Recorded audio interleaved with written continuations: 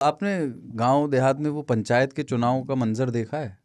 भाई मतलब उसमें भी बहुत ये सब होता है। हाँ, पंचायत प्रधानिक चुनाव में सबसे ज्यादा उसमें सबसे ज्यादा होता है। शराब जो है नालियों में बहती है और लोग याद कर लेते हैं कई कई बरसों पुरानी दुश्मनियां। जैसे अभी साथ बैठ के ताश खेलते थे, अब प्रधानिक चुनाव का ऐलान हो गया, उसके बाद याद आ गई कि मुन्नू ने हमारी बकरी को लात मारी थी, अब इसका जो है बदला लेना है। बहुत छोटे छोटे इश्यूज पर एक एक घर के वोट जो हैं बदल। कई बार जब इस तरह का माहौल होता है ना जहाँ पे हिंसा होने की संभावना होती है, लोग पुराने रंजिश को उसी में निपटा दिया करते हैं कि चलो इसी में निपटा। अभी बंगाल में वही हो रहा है, वही हो रहा है, झगड़े भी निपटा रहे हैं इसी भीड़ में। हाँ कि अभी बिल्कुल निपटा रहे हैं। वहाँ तो खैर एक तबका दमित भी था, तो दीदी को हमेशा डर लगता था कि भाई जय श्री राम का नारा ना लगाओ, हमें नहीं अच्छा लगता। तो वहाँ तो दमन फूट रहा है। मैं एक वीडियो देख रहा था, उसमें लड़के पत्थरबाजी कर रहे थे, पीछे सिक्योरिटी फोर्सेस खड़ी थी। तो वो जो दमन है वो तो खैर निकलेगा ही निकलेगा। और अगर झगड़ा नहीं भी होगा तो नेता क्या करेगा फिर? लगाएगा झगड़ा। भाई नेता का धर्म है, जैसे हर आदमी, डॉक्टर का धर्म है कि किसी की जान बचा ले, शिक्षक का धर्म है किसी को ज्ञान दे दे, ऐसे नेता का धर्म है झगड़ा लगाना। सुलटाना भी उसी का काम है। डॉक्टर ये इंश्योर करता है कि आप स्वस्थ हो जाएं पर पूरी तरह से ना हो। हाँ, पूरी तरह से ना हो। बिल्कुल। वो अब झगड़े लगाने से याद आया कि मेरा 1.5 साल का बालक है, तो जब वो बीटल्स सुनता है, वो बीटल्स सुनने के बाद जब मैं उसको सुलाता हूँ तो अवधि में उसको मैं कुछ सुनाता हूँ जो मेरा ही लिखा हुआ है। उसमें कुछ है नहीं, बस उसमें ये है कि उसको ले लिया और गा रहे हैं। सारे अवध के जितने रूपक दृश्य देखे हैं ना वो सुनाने लगे। कोयर काटे मार भैया, पियरा छाटे मार भैया, आलू नकोले मार भैया, झगड़ा लगा मैं मार भैया। तो अवध के गांवों में जो पुरुष सब कुछ करते हैं ना, अरहर पछौरे मार भैया, मेड़ी काटे मार भैया, है ना। तो यहाँ से वो दृश्य इस बहाने साउंड में ही मैं उसको कि भैया बेटा अवधि को भूलना नहीं, तुम सुन लिए बीटल्स, यही सुन के सोओगे। यही सुन के वो सोता है। तो कोयर में पूछता नहीं है कि पापा ये सब का उल्टा सीधा समझा रहा हूँ, ये कौन सी डायलेक्ट है, कोयर काटे मार भैया। अभी वो बोलना नहीं जानता ना, 1.5 साल के, पर जब बड़ा हो जाएगा तो आई एम श्योर कि वो ध्वनियां तो जान। जब मैं उसको बुलाऊंगा का हो केकरे घरे क्या, तो ये बोल पाएगा कि अपने घर का हूँ।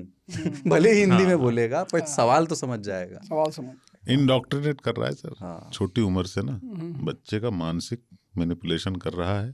बाप होने का अधिकार जो है उसका दुरुपयोग कर रहे हो तुम। अपनी मातृबोली की तरह व्यवहार कर रहे हो। अपनी मातृबोली सिखाना, इस पे किसी संगठन का अधिकार नहीं है अपनी माँ बोली सिखाने में। नहीं, मातृबोली मैंने देखा जितनी कौमें अपनी मातृबोली से, जैसे मैंने मारवाड़ियों को देखा है, वो आपस में मिलेंगे तो अपनी भाषा ही बोलेंगे। पंजाबी बंगाली तो सबसे कम, जैसे थोड़ा लोग छुप के या आपस में कोई और नहीं है तब बात करते हैं। बांग्लिया तो अगर 3 लोग भी 4 लोग भी खड़े हैं पर 2 बंगाली हैं तो आपके सामने बंगाली में बात कर लेंगे, तो कोई इंफीरियर फीलिंग। बिहार वाले जो है ना, और एमपी वाले, हाँ, इसी में यही लोग हिंदी के पीछे पागल हैं। एक्चुअली हिंदी के पीछे पागल है और थोड़ा सा खड़ी हिंदी बोलना चाहते हैं। हाँ, मैं और तुम। एक्चुअली ज्यादा मजदूर इस क्षेत्र से हैं, तो सामाजिक हैसियत के हिसाब से, आर्थिक हैसियत के हिसाब से आपकी सामाजिक हैसियत बनती है। जैसे आप पंजाबी बोल रहे हैं तो लोग मान लेते हैं सिंह इज किंग। भाई पंजाब धनी राज्य है, कर्नाटका धनी राज्य है, तो जितने हिंदी भाषी लोग हैं वहां से मजदूर ज्यादा है। उसको छिपाने के लिए कि भैया हम वहां से नहीं है। हाँ। हमारे गांव से तो कई लोग बम्बई रहते हैं, जब वापस आते हैं तो पता नहीं क्या बोलते हैं। गया था उधर, मैं आया गया इधर। तब भी ठीक है। हाँ। कहीं मैं ट्रेन धरा मैंने कहा ई क्या बोल रहा मैं ट्रेन धरा। तुम कहीं देते भैया। अब अच्छा, एक्चुअली चक्कर क्या है, वो सामान्य सा मन है, सरल सा मन है। अब वो थोड़ा सा मॉडर्न बनना चाहता है, तो अब हरिश्चंद्र तो हो नहीं पाएगा वो कि भाई अच्छी हिंदी बोले, भारतेंदु हरिश्चंद्र, लेकिन वो कोशिश करता है कि कम से कम रश्मि रथी टाइप तो बोलूं ही। हमसे कहता भैया आप इतना मोटिवेशन देते हो, साला हमको भी बताओ कैसे देना है। आपको बताओ कैसे देना है। हमने कहा बेटा चिंता मत करो, किताब लिख रहे हैं राजा कैसे बने, पढ़ो। तो उसमें जो है सारे सूत्र लिखेंगे। इसमें एक समाजशास्त्र है कि आदमी ना अपने से बड़े की नकल करता है। हाँ, मुझे उस तरह का होना है। तो जब वो ऐसे परिदृश्य में आता है तो उसे लगता है यार सही वाले यही बोल रहे होंगे, क्योंकि ये बड़े हैं, हम छोटे हैं। एस्पायर उन्हीं के जैसे। बिहार में बहुत लोग बोलते हैं अरे हमारे यहाँ हम बोलते हैं, मैं नहीं बोलते, हमारे यहाँ रॉयल वी होता है, है उसकी जड़ सामंतवाद में ही। हाँ हाँ बिल्कुल। क्योंकि जिसने हिंदी नहीं, उसने हिंदी सीखी उस आदमी से जो कभी भी अपने आप को मैं नहीं बोलता, राजा से सीखी।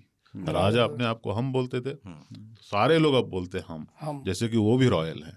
हम आ रहे हैं, हम जा रहे हैं, खा रहे हैं। एक शादी में गए थे, गोंडा शादी नहीं, मंगनी थी। एक भाई साहब आए थे, पावर का जूता पहने थे, बाटा वाला पावर का, और चमकती हुई काली पैंट, येलो शर्ट और लाल टाई। हाय हाय, परफेक्ट कॉम्बिनेशन। भाई साला तुमको देख के कार्नवालिस का याद आ रहा है। कहते ई कौन है भैया?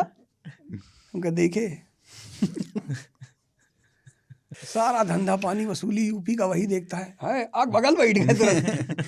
कुछ काम धंधा मिलेगा भैया रे? मैंने कहा बिल्कुल मिलेगा। तो मुझे लगा कि देखो इनको लग रहा है कि टाई पहन के जाएंगे तो थोड़ा सा लोग इज्जत देंगे।